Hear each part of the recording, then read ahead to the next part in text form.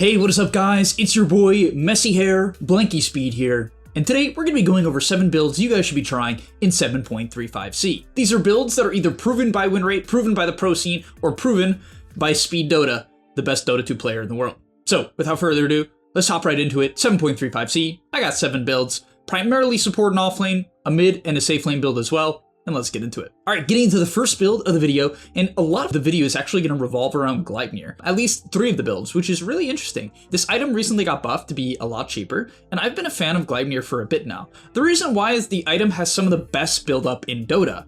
For a lot of heroes, when you buy Maelstrom, the biggest issue with the item is that you then don't have HP. But when you buy the Vitality Booster for Atos and eventually complete the item, you get even more health. And it kind of solves that issue for a lot of the heroes that like buying this item. It gives them an HP pool that feels good. It feels like maybe I won't get bursted by the puck. I won't get solo killed by the Void Spirit, right? That type of vibe. So the first build is going to be Hoodwink in either the mid role, the offlane role, or the 4 role, and you're going to be rushing Gleipnir. Of course, if you're one of the core roles, you can go Treads Gleipnir or Mana Boost Gleipnir, but you're going to be rushing Gleipnir. I've seen this build popping up everywhere in the pro scene and pubs, and it looks incredible. Here's what you need to do. You need to max Acorn Shot, and that is the key. When you max Acorn Shot, it brings the ability down to a 10-second cooldown. It does a ridiculous amount of damage, and with Maelstrom, you one-shot creep camps and creep waves. And when you one-shot creep camps and creep waves on such a low cooldown, you're gonna farm fast. And then in team fights, it does just as much damage. If you find 2 heroes clumped together with Acorn Shot, you will basically nearly kill both of them. And I'm not over-exaggerating. And with Gleipnir, it's easier than ever to do that, because the problem with Hoodwink is Bushwhack is a slow ability. Gleipnir is instant, and so it completely solves Hoodwink's problems. It allows this hero to farm, it makes her tanky because of the Atos, giving Vitality Booster, and then it actually allows you to find those 2 heroes together where you can bounce the Acorn between them, and it absolutely destroys them. So I'm a huge fan of this build. And then from there, honestly, after the Gleipnir, you can go a ton of different angles. You can be a rat and just buy a bunch of Daedalus, like Daedalus Deso, and just try to one-shot everyone.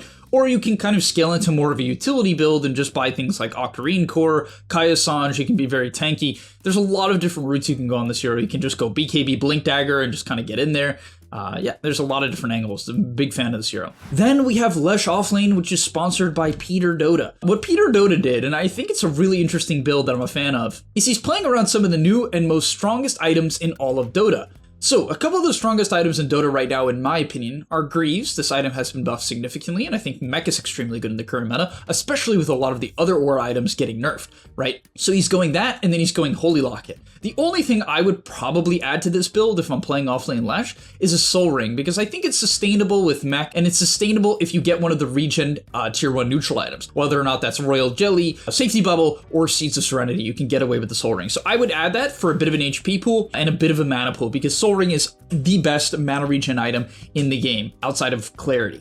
Right, so he goes Greaves, then he's gonna go Holy Locket, and now all of a sudden you heal for a ridiculous amount, like a ridiculous amount. And eventually you buy Kaya Sange and Bloodstone. Now he does it in kind of a weird order, which I respect. He likes going the Bloodstone after Holy Locket, which I think is pretty reasonable, right? The reason why is they just buff Voodoo Mask, so you get to buy the Voodoo Mask, you get to buy a Void Stone, right? Because now Bloodstone builds from a Void Stone. So you get to build Voodoo Mask and Void Stone, which makes you really, really tanky. And then you finish the Bloodstone, giving you that extra AoE ability, right? When you buy Bloodstone, your spells are just a larger AoE, which is really good unless it works with the stun, the ult, the lightning storm. It's really good. And then finally, you build into Kaya Sange, which was just buffed as well. They buffed Kaya as an individual item, Sange as an individual item, and the cost of the item is 100 cheaper. So Leshrac has so many good items that he can buy, and I really think it's going to shoot this hero into the meta as a support, which I've talked about in the past on this video, on this channel, and now also as a core. And I like this build as the offlaner. You're really a frontliner. Getting to the next build, we have our mid build, and that is Puck Mid. Puck Mid is owning in the current Dream League tournament. The hero has a 65% win rate, which is insane. It was 70% not too long ago.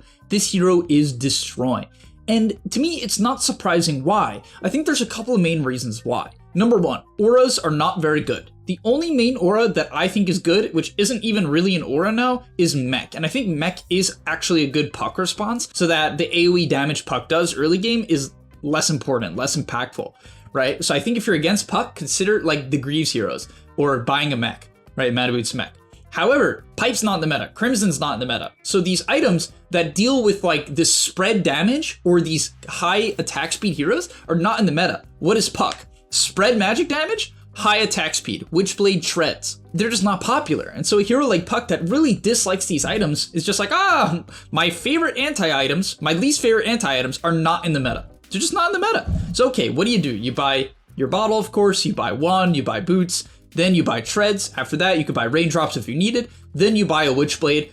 Don't go blink first, buy Witchblade. It's gonna help you push out waves and fight early game. It does a ton of damage. Then you buy a blink so you can initiate, get around the map, and just get on top of people with your silence and coil. And then you buy Kaya Sange, which once again, for the billionth time on this channel, is a giga buffed item. From there, you upgrade your Witchblade into Parasma, which increases the magic damage that you deal when you auto attack people. And finally, you buy an Ags. If you don't know what Puck Ags does, it's one of the craziest scaling abilities in the game. Basically, when you coil people, they take your auto attacks based on your attack speed. So after the Ags, you eventually buy a Mjolnir, and then you buy your shard, and the hero does a stupid amount of damage. It is ridiculous. Puck scaling is like, if you are good at Puck, it is, in my opinion, like top 10, top 5 maybe on heroes to carry in solo queue. This is a 1v9 hero. Its only weakness is the laning. Just play for CS and you will dumpster. Next up, we got the carry build. We got Gleipnir Windranger.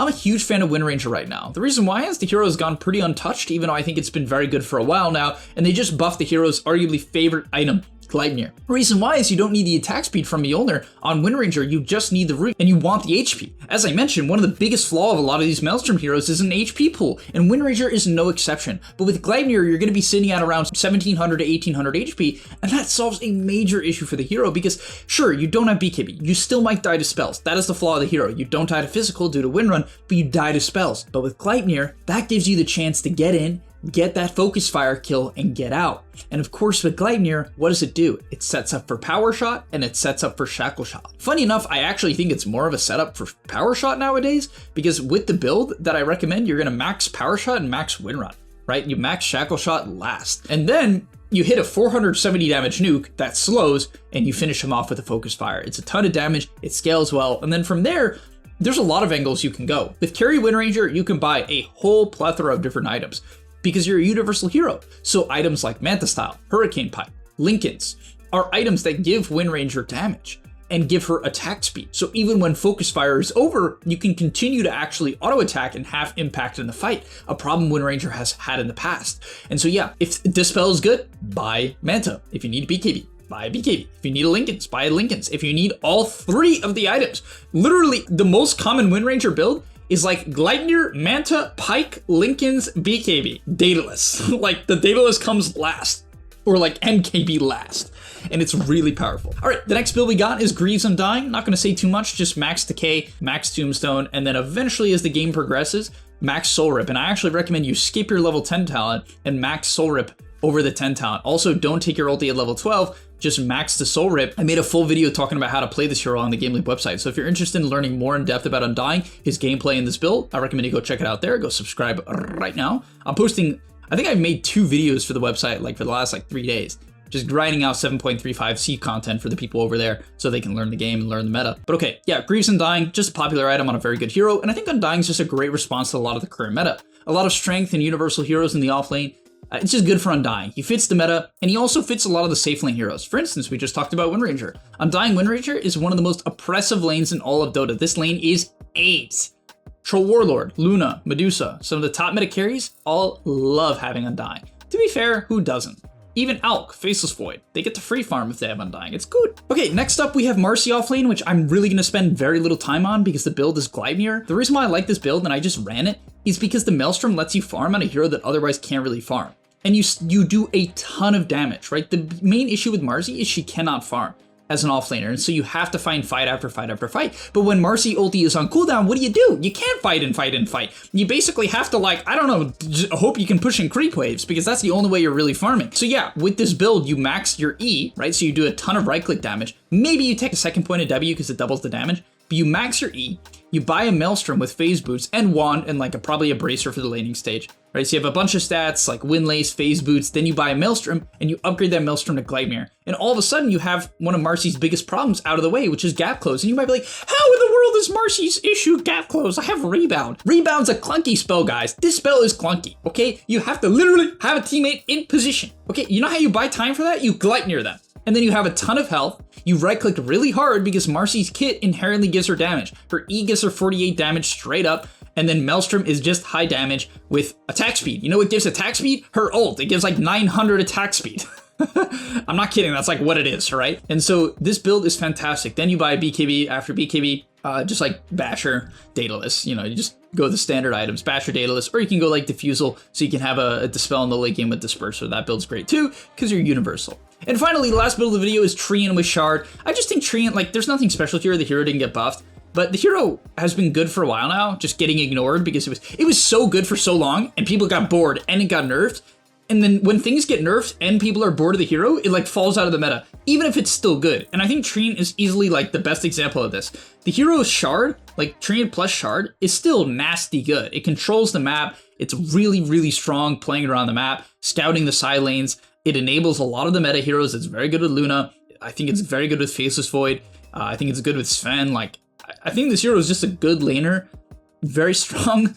The Shard is good. It can buy mech if you want to go that route. It's just good, man. Also, a couple of heroes that like have shot into popularity are Sven. And I think one of the best response in the game in all of Dota is Treant, because you give living armor to who Sven goes on, and then his BKB ulti is completely countered by Overgrowth. So if you happen to see Sven, or you're afraid of Sven, someone is a Sven spammer in your lobby, then you can pick that up. But all right, thank you guys so much for watching. Hopefully you enjoyed the top 7 builds, or some of the best builds of 7.35 seed. If you enjoyed, smash the like button, subscribe to the channel, and I'll see you in the next one. Peace! And that's all, but remember, before you leave, come on, before you tune out, subscribe to the Game Leap website, where we are going to help you get to the next rank. If you're stuck, click the link down below, and I'm out. Peace. And I'm out. Peace.